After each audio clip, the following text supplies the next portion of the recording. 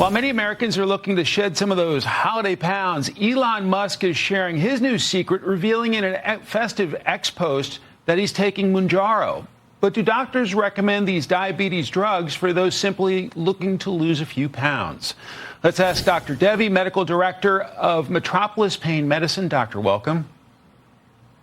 Hi, Mike. It's good to see you. So for those of us with a few extra holiday pounds, should we be taking these drugs or should we do it the old-fashioned way by controlling portions and exercising? Well, it's a complicated question. I mean, first, we have to follow the FDA approval. So Mounjaro is for diabetes, not for weight loss, but it raises a lot of questions. I mean, even in the past week, Zepbound, which is also in the same class of medications, got approval for sleep apnea.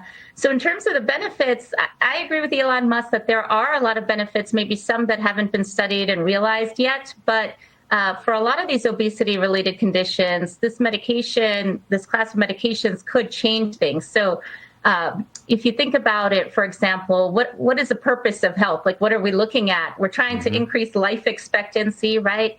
And increase quality of life to those years. And if you think about the things that really limit Americans and bring people to the doctor, it's heart disease, which is the #1 killer. You've got stroke, which is also obesity-related, diabetes. And then in terms of disabling conditions, spinal disorders, hip and knee osteoarthritis, all of those are associated with obesity. So if we could have a class of medications that actually was studied for these things further and could improve obesity and weight loss, that could really change the entire landscape of medicine, not only improving health, but actually saving us quite a bit in terms of cost, depending on what the pharmaceutical companies charge.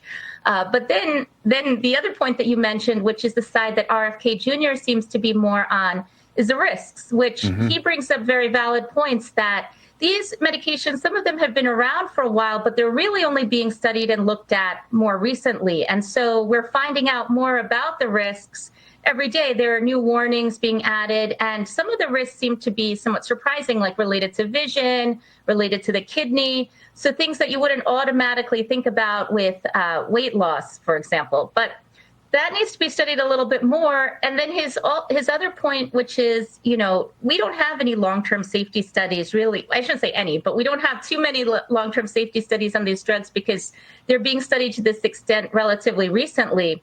But diet and exercise, that's kind of, your gold standard.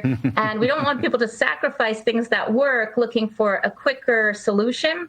But with diet and exercise, of course, those have problems too. It's difficult to find healthy foods. It's difficult to afford them. And then in terms of exercise, even that requires money sometimes, and it requires time and energy, which not all of us have. So obesity in this country is obviously a tremendous problem and has a huge impact on our healthcare system. So for the most obese, would you encourage using these drugs to kickstart them to a healthier lifestyle?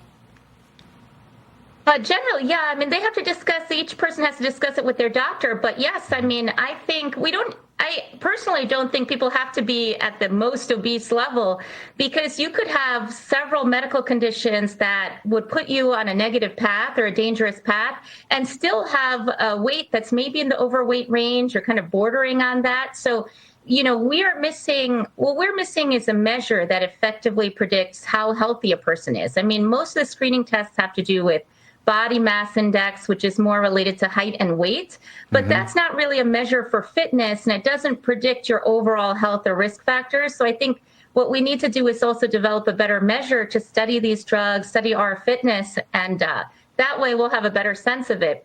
And then, of course, the elephant in the room, we're talking about fitness and health, but so many people want these medications because of their cosmetic effects, right? To look better. So, it's tricky because they're not being studied for that. But I think we probably do need to do those studies as well because, other beauty products and things, these are, multi-billion-dollar industries. And so Is it a value judgment that's stopping people from looking at some of these medications, or is it really a health risk? I mean, it needs to be looked at so people can make those decisions with their doctors and figure out what's best for them. All right, no needles for me. I'm going to go run around the studio after the show. Dr. Devi, thank you so much. Thank you. Who doesn't hate the